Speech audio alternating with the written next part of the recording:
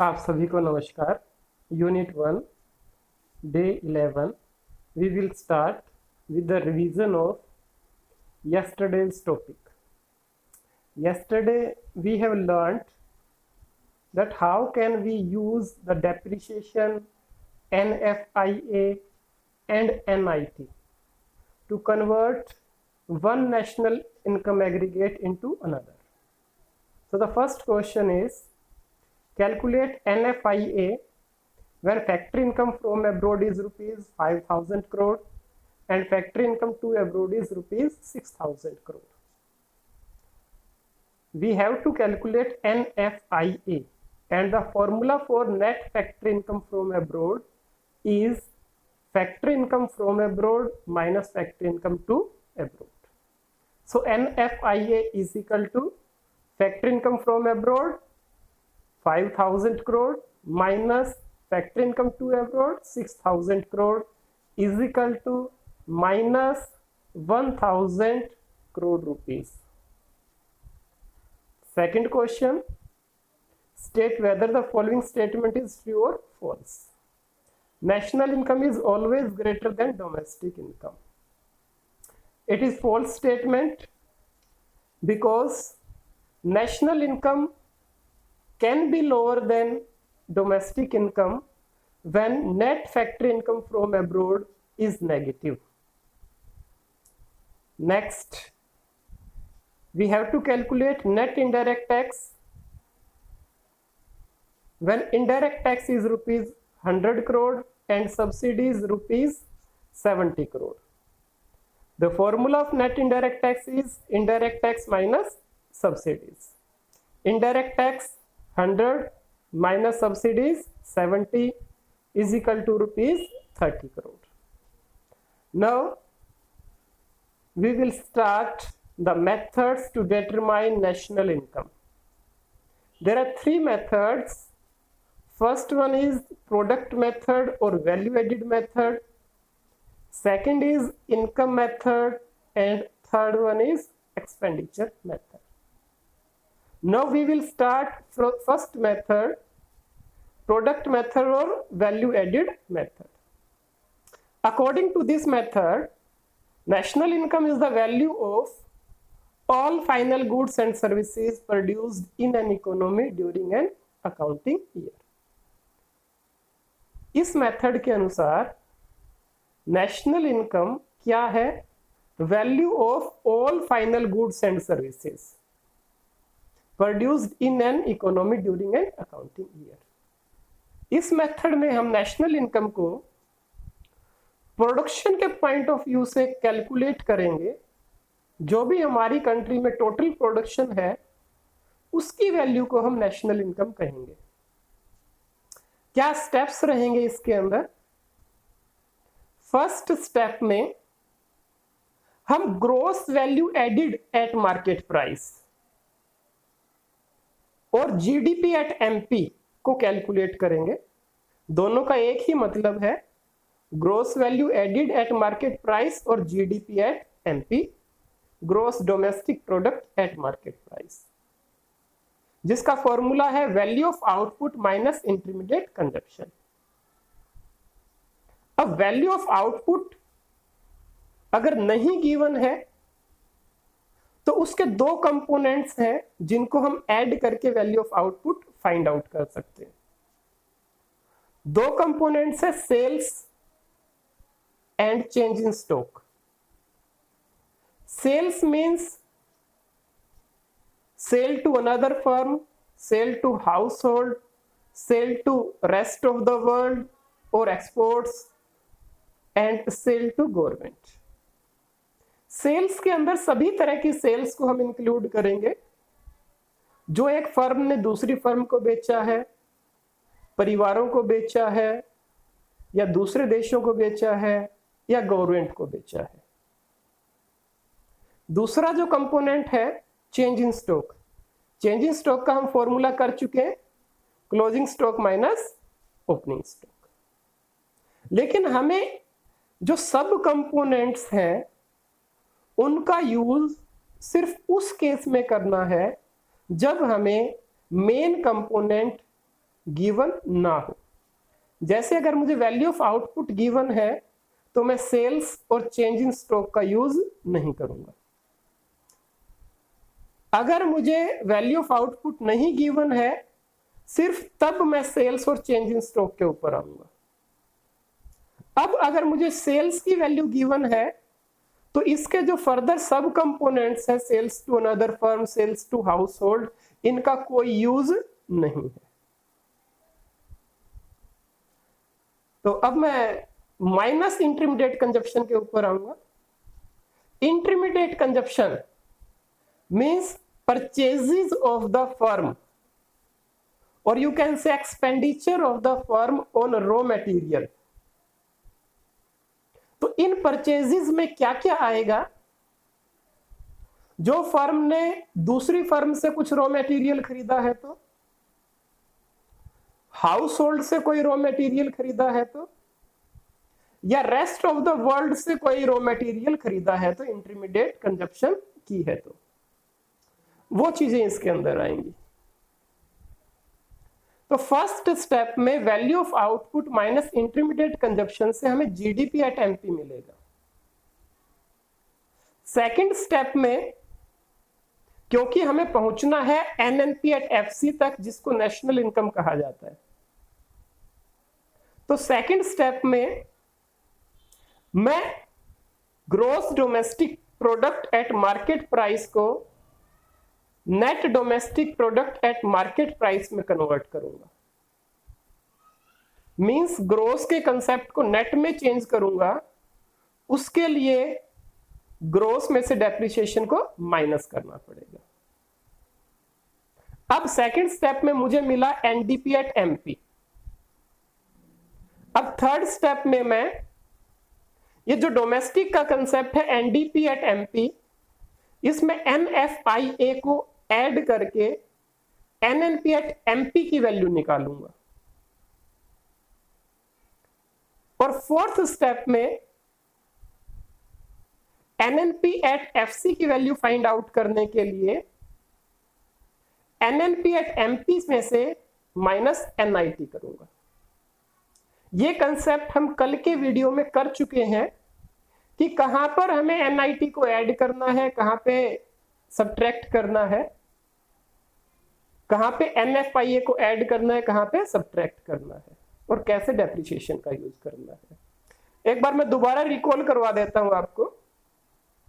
जैसा कि second step में हमने किया, ग्रोस का कंसेप्ट है, बड़ा कंसेप्ट है, उसको नेट में चेंज करना है, छोटा बनाना है तो डेप्रिसिएशन को माइनस करना पड़ेगा।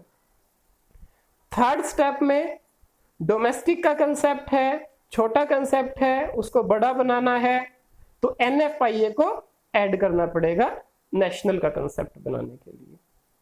फोर्थ स्टेप में मेरे पास मार्केट प्राइस का कंसेप्ट है, जो बड़ा कंसेप्ट है, उसको छोटा बनाना है फैक्टर कॉस्ट पे तो एनआईटी को माइनस करना पड़ेगा। तो ये स्टेप्स हैं फर्स्ट मेथड, प्रोडक्ट मेथड और वैल्यू एडेड मेथड के। और जब भी हम न्यूमेरिकल करेंगे तो हमारा जो फोकस होना चाहिए वो हमारे मेथड के ऊपर होना चाहिए कि फर्स्ट जब भी मैंने आइडेंटिफाई कर लिया कि ये जो क्वेश्चन है प्रोडक्ट मेथड का है, तो आप फर्स्ट स्टेप को एज इट इज लिख दोगे। फर्स्ट स्टेप को लिखने के बाद आप जो क्वेश्चन है उसमें से वैल्यूज फाइंड आउट करोगे कि वैल्यू ऑफ आउटपुट गिवन है, इंटरमीडिएट कंजप्शन गिवन है, तो दोनों की वैल्यूज को डायरेक्ट पुट करोगे, आपका आंसर आ जाएगा। अगर वैल्यू ऑफ आउटपुट और इंटरमीडिएट कंजप्शन नहीं गिवन है, then you have to come down on sub components. Now precautions for product method, हमें कुछ सावधानियां रखनी पड़ेंगी जब भी इस मेथड का इस्तेमाल करेंगे। सावधानियां किस बारे में? कि हमें किन वैल्यूज को इंक्लूड करना है और किन वैल्यूज को इंक्लूड नहीं करना। जैसे फर्स्ट है value of sale and purchase of second hand goods. Second hand goods की सेल और परचेज से जो वैल्यू है उसको हम नेशनल इनकम में इंक्लूड नहीं करते। रीजन है डबल काउंटिंग। जो वो फर्स्ट टाइम में सेल और परचेज हुई थी उस समय वो इंक्लूड हो चुकी है। अगर हम सेकेंड हैंड गुड्स की वैल्यू को इंक्लूड करेंगे तो वो डबल काउंटिंग हो जाएगी। Now second point, value of intermediate goods और रॉ मटेरियल्स की वैल्यू को हम नेशनल इनकम में इंक्लूड नहीं करते, reason double counting. Third, value of production for self consumption should be included in estimation of national income. जैसे एक farmer है और उस फार्मर ने वीट ग्रो की है अपने लिए, सेल्फ कंजप्शन के लिए, तो फार्मिंग जो है एक प्रोडक्टिव एक्टिविटी है और जो वीट है वो उस प्रोडक्शन एक्टिविटी का रिजल्ट है, तो उसको हम नेशनल इनकम में इंक्लूड करेंगे, रीजन प्रोडक्टिव एक्टिविटी और causes increase in production of economy. Fourth, voluntary work done for community is not included in estimation of national income, reason not for economic motive. कोई भी हम voluntary work करते हैं, किसी संस्था के साथ जुड़ते हैं या समाज सेवा करते हैं, तो इकोनॉमिक मोटिव से नहीं करते, रुपए कमाने के मोटिव से नहीं होती, तो उसको हम नेशनल इनकम में इंक्लूड नहीं करेंगे। Fifth, domestic services are not included in estimation of national income. Domestic services का मीनिंग है जैसे एक लेडी अपने बच्चों के लिए खाना बनाती है, एक बच्चा अपने पेरेंट्स के लिए कोई काम करता है, या एक पेरेंट अपने बच्चे को पढ़ाता है, तो उन डोमेस्टिक सर्विसेज को हम नेशनल इनकम में इंक्लूड नहीं करते, क्योंकि अभी जो भी मैंने बताए काम वो किसी इकोनॉमिक मोटिव से नहीं किए जाते, बल्कि लव और अफेक्शन से किए जाते हैं। उनका उद्देश्य पैसा कमाना नहीं होता। Sixth, imputed value of self occupied house is included in estimation of national income.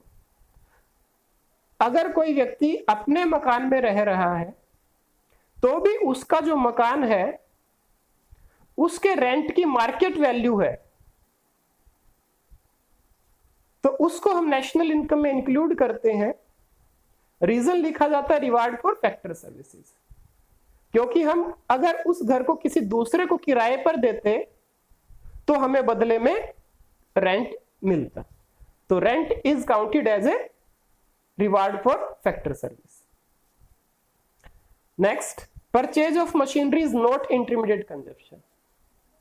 Intermediate consumption में कभी भी परचेज ऑफ मशीनरी को इंक्लूड नहीं करना, क्योंकि मशीनरी का जो परचेज है वो एक रॉ मटेरियल की परचेज से बिल्कुल अलग है।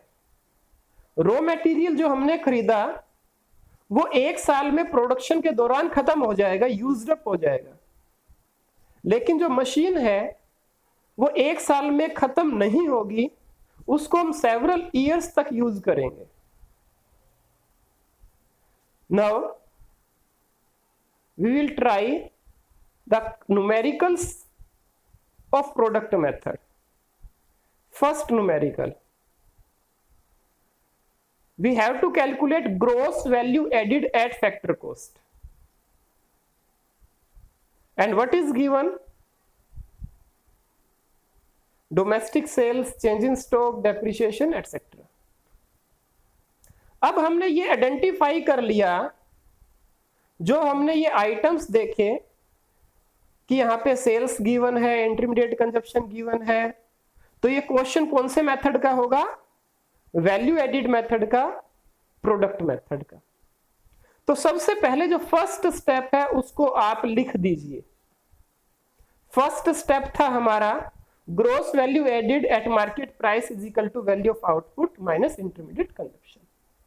आपके फर्स्ट स्टेप लिखते ही आपको कुछ ना कुछ मार्क्स जरूर मिलेंगे, आधा नंबर, एक नंबर आपको मिलेगा ही मिलेगा।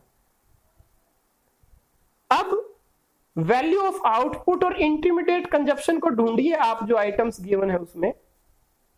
तो जब मैं आइटम्स में देखता हूं तो वैल्यू ऑफ आउटपुट मुझे नहीं गिवन है, इंटरमीडिएट कंजप्शन मुझे गिवन है, तो इंटरमीडिएट कंजप्शन की डायरेक्ट आप वैल्यू लिख दीजिए 2000।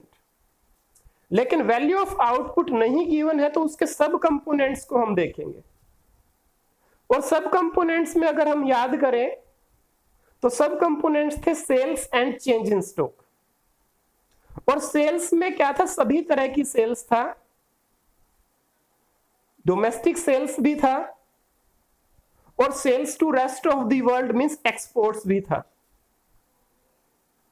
तो यहां पर हम वैल्यू ऑफ आउटपुट को कैलकुलेट करेंगे domestic sales plus exports plus change in stock को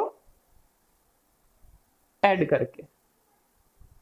इन तीनों को जब हम ऐड करते हैं तो हमारी वैल्यू आएगी 3000 plus 500 minus 100 means 3400 minus 2000 is equal to 1400। ये हमारा gross value added at market price आएगा। यहां पर हमें ध्यान क्या देना है, चेंज इन स्टॉक माइनस में भी हो सकता है और प्लस में भी। माइनस में कब होगा, जब आपका जो क्लोजिंग स्टॉक है, क्लोजिंग स्टॉक आपका कम होगा और ओपनिंग स्टॉक ज्यादा होगा। क्योंकि इसका फॉर्मूला जो है चेंज इन स्टॉक का वो है आपका closing stock minus opening stock. और अगर आपका क्लोजिंग स्टॉक कम है, क्लोजिंग स्टॉक सपोज आपका 500 है और ओपनिंग स्टॉक आपका 600 है, तो 500 minus 600 is equal to minus 100। तो आपका चेंज इन स्टॉक माइनस 100 होगा। अब आपके पास gross value added at market price आ चुका है, लेकिन हमें चाहिए gross value added at factor cost. Means MP को एफसी में चेंज करना है। एमपी जो बड़ा कंसेप्ट है उसको छोटे एफसी फैक्टर कॉस्ट में चेंज करना है, तो उसमें से कुछ माइनस करना पड़ेगा। और माइनस क्या करना पड़ेगा, NIT.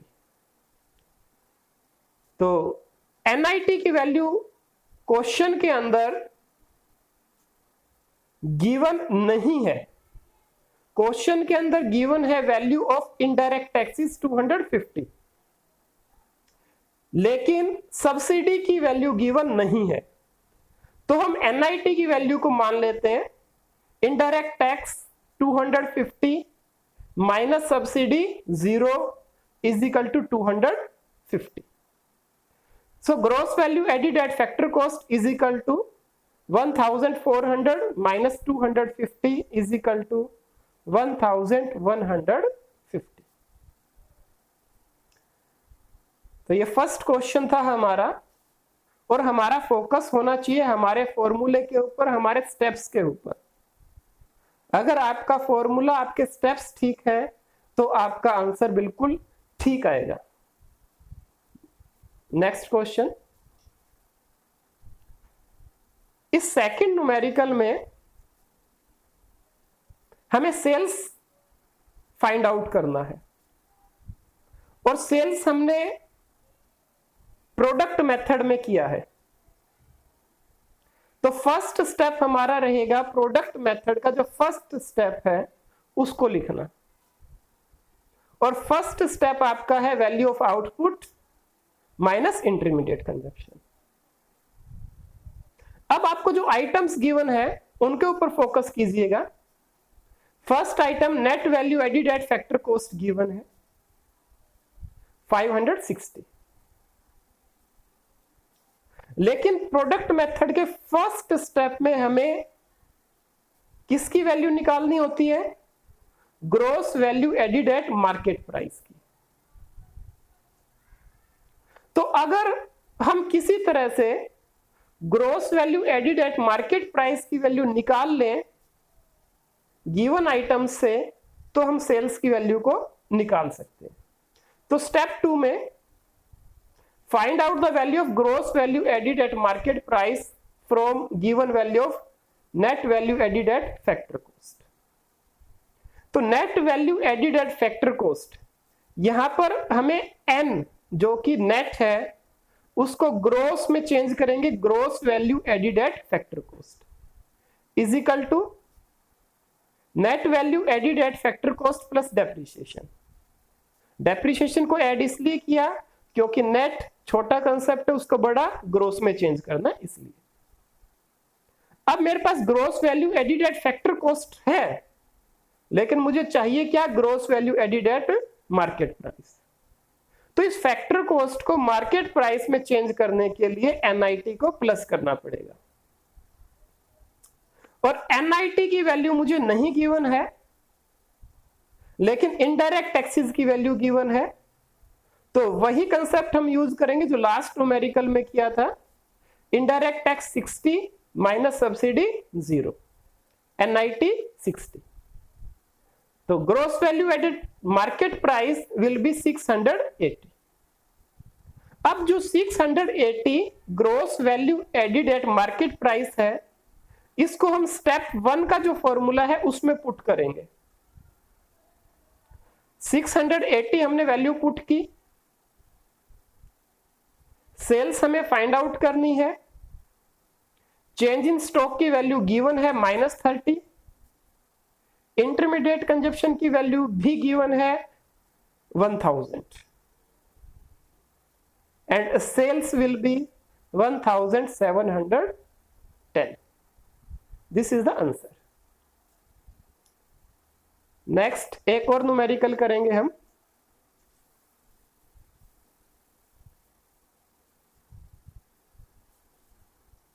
Numerical 3. In this numerical, we have to calculate gross value added at market price count करना है, और दूसरा नेशनल इनकम को कैलकुलेट करना है। आइटम्स गिवन है हमें, 7 आइटम्स गिवन है, उनकी कोरस्पॉन्डिंग वैल्यूज गिवन है। तो gross value added at market price, जैसा कि आइटम्स गिवन है उससे पता चल रहा है कि कौन से मेथड से फाइंड आउट करनी है, प्रोडक्ट मेथड से। तो फर्स्ट स्टेप आप एज इट इज लिखोगे, gross value added at market price is equal to total value of output minus total intermediate consumption. यहां पे टोटल वैल्यू ऑफ आउटपुट को कैसे हम कैलकुलेट करेंगे, जो इकोनॉमी के 3 सेक्टर्स हैं, प्राइमरी, सेकेंडरी और टर्चरी सेक्टर, उनकी जो वैल्यू ऑफ आउटपुट है उसको ऐड करके 800 that is the value of output of primary sector plus 200 value of output of secondary sector plus 300 minus total intermediate consumption भी वैसे ही करेंगे, तीनों जो सेक्टर्स हैं उनकी इंटरमीडिएट परचेजेस को ऐड करके 400 प्लस 100 प्लस 50। तो gross value added at market price हमारा निकल के आएगा 1300 माइनस 550 है ये, is equal to 750 crore. In B part we have to calculate national income. अब मेरे पास फर्स्ट स्टेप में जीडीपी एट एमपी की वैल्यू आ चुकी है 750। अब इस जीडीपी एट एमपी को हमें सिर्फ कन्वर्ट करना है एनएनपी एट एफसी में। कितने चेंज करने हैं, जी को एन में चेंज करना है, ग्रोस को नेट में चेंज करना है, दूसरा डोमेस्टिक को नेशनल में चेंज करना है, और तीसरा एमपी को एफसी में चेंज करना है। तो फर्स्ट स्टेप में किया NDP at MP is equal to GDP at MP minus depreciation. Gross से नेट निकालना है तो उसमें से डेप्रिसिएशन को माइनस कर दिया। दूसरे स्टेप में एनडीपी एट एमपी मेरे पास आ चुका है फर्स्ट स्टेप से, तो दूसरे स्टेप में ये जो डोमेस्टिक का कंसेप्ट है इसको नेशनल में चेंज करना है, डोमेस्टिक छोटे को बड़ा बनाना है, तो एनएफआईए को ऐड करना पड़ेगा। और थर्ड स्टेप में मेरे पास एमपी की वैल्यू है एनएनपी एट एमपी की, लेकिन मुझे चाहिए national income NNP at FC. तो एमपी से एफसी निकालने के लिए, एमपी बड़ा कंसेप्ट है, एफसी छोटा है, तो बड़े में से एनआईटी को माइनस करेंगे और छोटा हमें एफसी मिल जाएगा। NNP at FC will be ₹630 crore। Now the time is for recapitulation. First question है, हमें कैलकुलेट करना net value added at factor cost. Items given है, आप स्टेप बाय स्टेप कीजिएगा। फर्स्ट स्टेप में फॉर्मूला लिखिएगा, उसके बाद हमें चेक करना है कि फर्स्ट स्टेप में जो मेन कंपोनेंट्स है उसकी वैल्यू गिवन है या नहीं गिवन है। अगर वैल्यूज गिवन है तो वैल्यू पुट करेंगे, अगर वैल्यू गिवन नहीं है सब कंपोनेंट्स की वैल्यू को ऐड करके मेन कंपोनेंट फाइंड आउट करेंगे। यहाँ पर एक चीज ध्यान देने के लिए है कि जरूरी नहीं है कि जितने भी आपको आइटम्स गिवन है वो सभी यूज हो। कुछ आइटम्स सिर्फ कंफ्यूजन अराइज करने के लिए गिवन होते हैं, उनका यूज हो जरूरी नहीं है। सेकंड क्वेश्चन है, how should the following be treated in estimating national income of a country. You must give reason for your answer. हमें यह बताना है कि ये जो दो गिवन है, दो आइटम्स हैं, दो एग्जांपल्स हैं, इनको हम नेशनल इनकम में इंक्लूड करते हैं या नहीं करते। फर्स्ट है taking care of aged parent. Taking care of aged parents हम किसी इकोनॉमिक मोटिव से नहीं करते, बल्कि लव एंड अफेक्शन से करते हैं, एक पेरेंटल ऑब्लिगेशन है, इसलिए हम उसको नेशनल इनकम में इंक्लूड नहीं करेंगे। Second, payment of corporate tax. कोई भी टैक्स है वो गवर्नमेंट को कंपलसरी ट्रांसफर पेमेंट होती है, वो हमें गवर्नमेंट को पे करना ही करना होता है। उसके बदले में गवर्नमेंट हमें कुछ स्पेसिफिक प्रोवाइड नहीं करती। It means tax is a compulsory transfer payment, one sided payment to the government, therefore it is not included in national income. It's all for today's lecture. Thanks.